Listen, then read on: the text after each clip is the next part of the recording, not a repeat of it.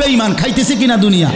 তো আল্লাহ তাআলা বলে কুলু ওয়া তামাত্তাউ কালিলান, এই নাফরমান কিছু সময়ের জন্য দুনিয়ার মধ্যে খা, ভোগ কর, ইন্নাকুম মুজরিমুন, কিন্তু মনে রাখিস তুই কিন্তু নাফরমান, তুই কিন্তু পাপী, আমি কিন্তু তোরে ছাড়বো না।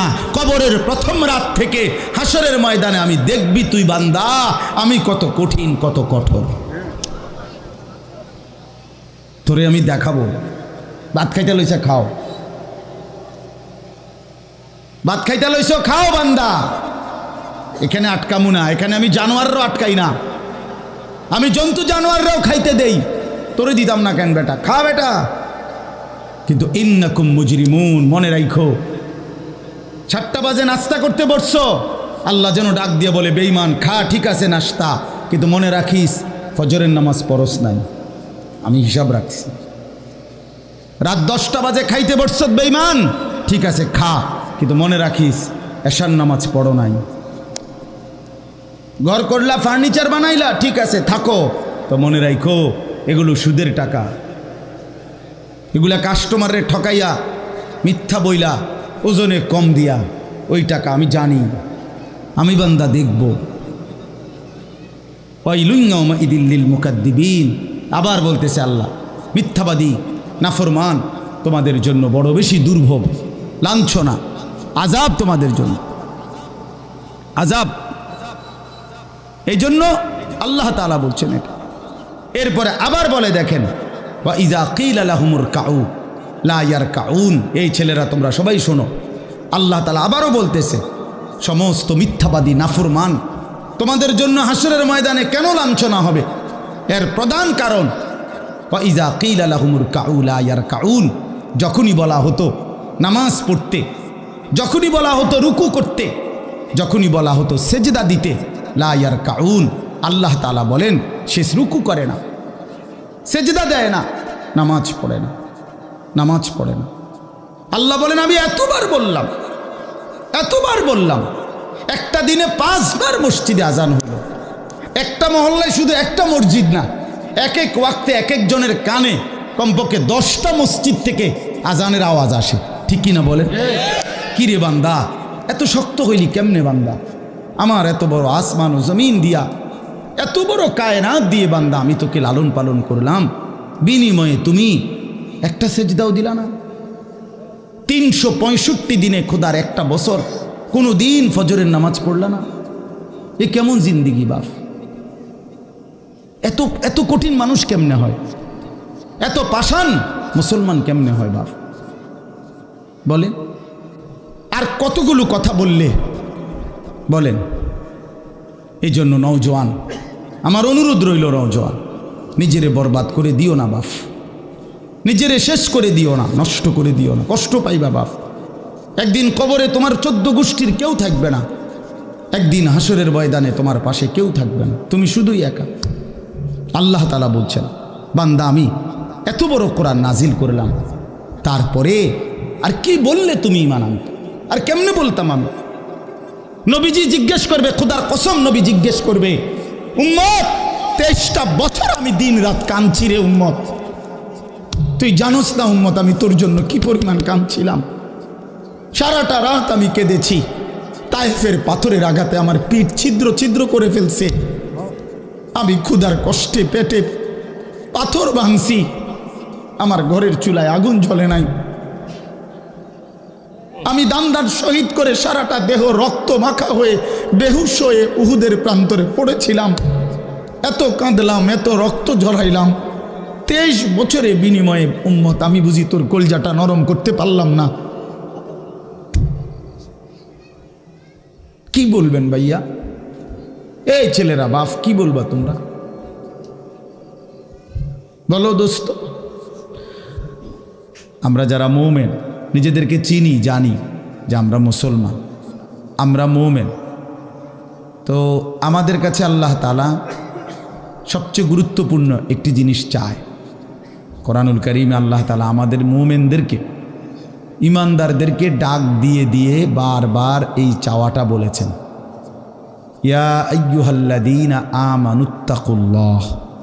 এই কথাটা আল্লাহ তাআলা কোরআনুল কারীমে বহুবার বলছেন, হে ঈমানদারগণ, হে মুমিনগণ, তোমরা যারা বুঝো যে তোমরা মুসলমান, তোমরা মুমিন, তোমরা ঈমানদার, তো আমি আল্লাহ তোমাদেরকে বলছি, ইত্তাকুল্লাহ, তোমরা তাকওয়া অবলম্বন করো, তাকওয়া অবলম্বন করো, আল্লাহকে ভয় করো, তাকওয়া গ্রহণ করো।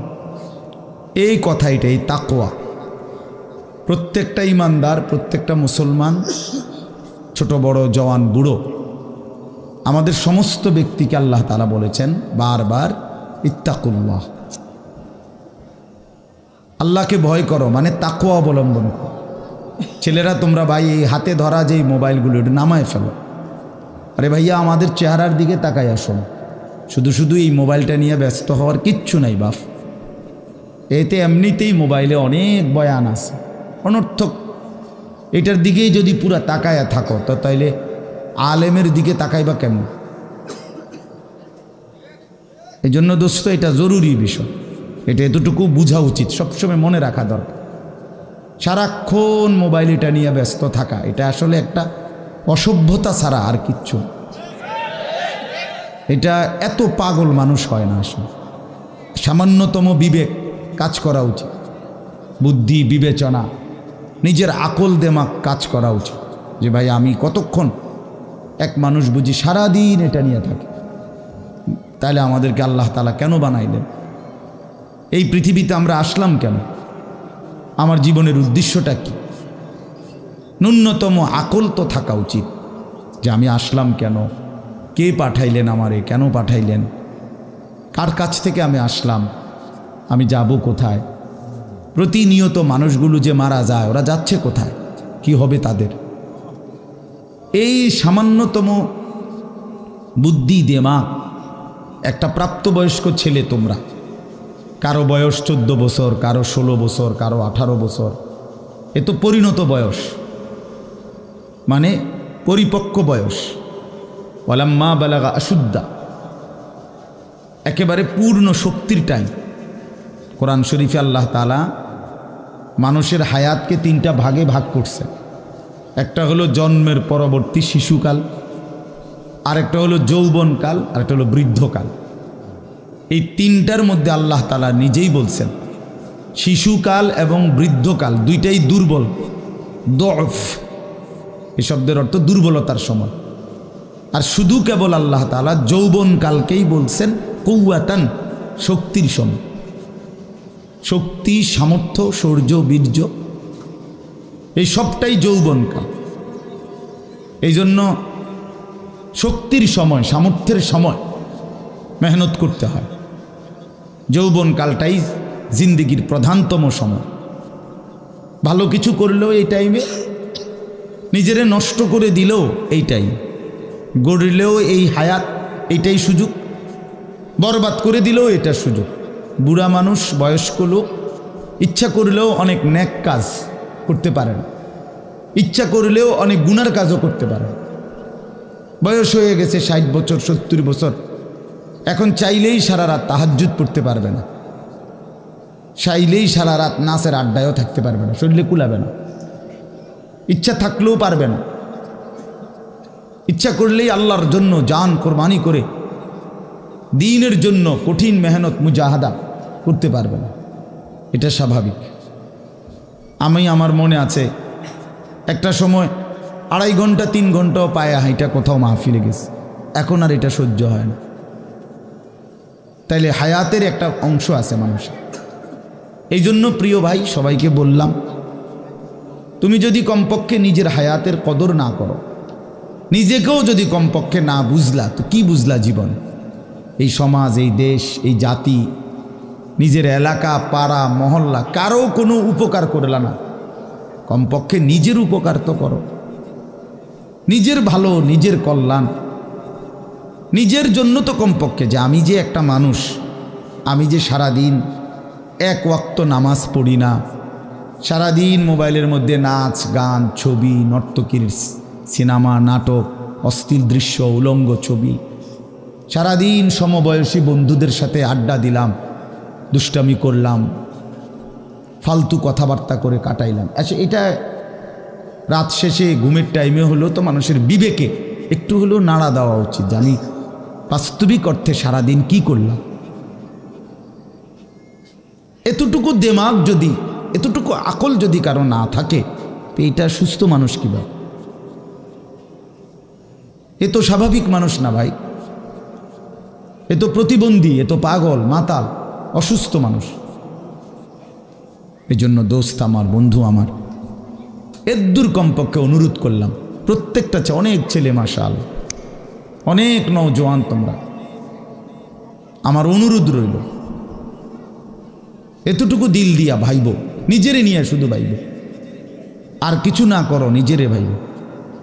রাসূলুল্লাহ সাল্লাল্লাহু আলাইহি সাল্লাম বলছেন, এক সাহাবী একদিন নবীজিকে জিজ্ঞেস করছে, হুযাইফা, ইয়া রাসূলুল্লাহ, আমি যদি দ্বীনের উপরে চলতে গিয়ে কখনো এমন হয় যে আমার সাথে কেউ নাই, সবাই আল্লাহর নাফরমানিতে লিপ্ত, আমি শুধু একা, তখন আমি কি করব?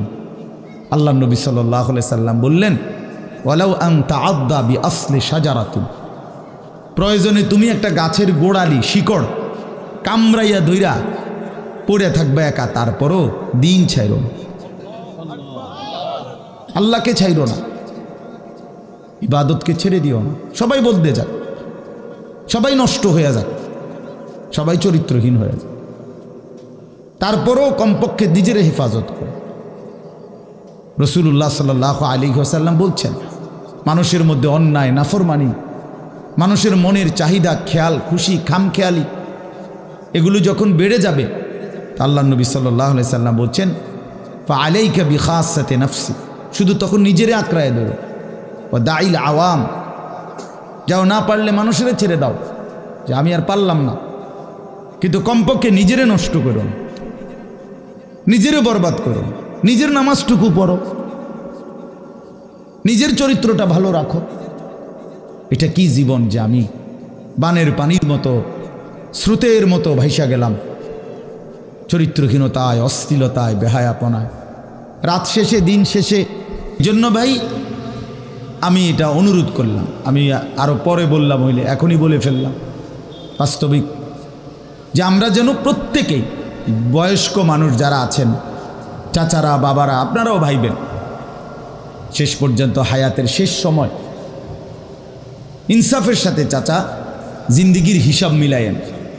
আসলে ওয়ালতানজুর নাফসুম মা কদ্দামাত লিগাদ, আল্লাহ তাআলা বলছে, বান্দা তোমাকে বলছি, বান্দা প্রতিদিন হিসাব কইরো, লক্ষ্য করো আজকে তুমি আগামীকাল আখেরাতের জন্য কি পাঠিয়েছ। ধরে নাও আজ তোমার মৃত্যু, তো এরপরে পৃথিবী থাকলে থাকতো আর কি, আমি তো আর নাই। আমি মরে গেলে ভাইয়া পৃথিবী মনে করো আরো অনেক দিন থাকছে, পৃথিবী ধ্বংস হয় নাই, বুঝলাম কিয়ামত আরো 100 কোটি বছর পরেই হোক না, কিন্তু আমি তো আর নাই, আমার হায়াত তো শেষ, আমি তো আর পৃথিবীতে ফিরব না কোনোদিন। তো এরপরে পৃথিবীর সবাই যদি চাঁদের দেশেও চলে যায়, আমার কি লাভ? এরপরে মানুষ সব যদি স্বর্ণের বাড়িতেও থাকে, আমার কি ফায়দা? আমার ফায়দাটা কি ভাই? বাবা বলে, সুদের টাকা দিয়া, ঘুষের টাকা দিয়া, হারামের টাকা দিয়ে, আল্লাহর নাফরমানি করে, অবৈধ পন্থায় হারাম রোজগার করে ঘরবাড়ি দিয়ে গেলেন, ছেলে পেলে করে, তো ছেলে পেলে করে দিয়ে গেলেন, কিন্তু আপনি তো থাকতেন না, আপনি তো খুব অল্প সময়ের ব্যবধানে কবরে চলে যাবেন, তো সেই কবরে কেমনে থাকবেন? তো নিজের ঘরকে অরক্ষিত করে, নিজের ঘরে ডাকাত রাইখা আপনি বুঝি আরেকজনের ঘর বাঁচাইতে গেলেন। আপনার ঘরের আগুন লাগছে, আপনি বুঝি আপনার ঘর নিভাইবেন না। এই বোকামি আমাদের বয়স্ক লোকরা করেন। শেষ বয়সে হারাম টাকা, সুদের টাকা দিয়া, অবৈধ টাকা দিয়া, কিস্তিতে টাকা দিয়া ঘর করে দিছে, জমি কিনে দিছে, বাজারে ভিট লইয়া দিছে, দোকান নিয়ে দিছে, বিদেশ পাঠাইয়া দিছে, বাপ হিসাবে 12 লাখ টাকা সুদে নিছে, কিস্তিতে নিছে। হায় মুসলমান, কি করলেন? ওই বিদেশ যাইতে যাইতে যদি আপনি মরে যান, এরপরে এই টাকা, এই হারামের টাকা দিয়ে আপনার কবর কি হবে? তো নিজের ঘর, নিজের কবর বরবাদ করে দিলেন কেন চাচা? এই জন্য দয়া করে বয়স্ক চাচা আপনাদেরকেও বলি, নিজের উপরে রহম করেন।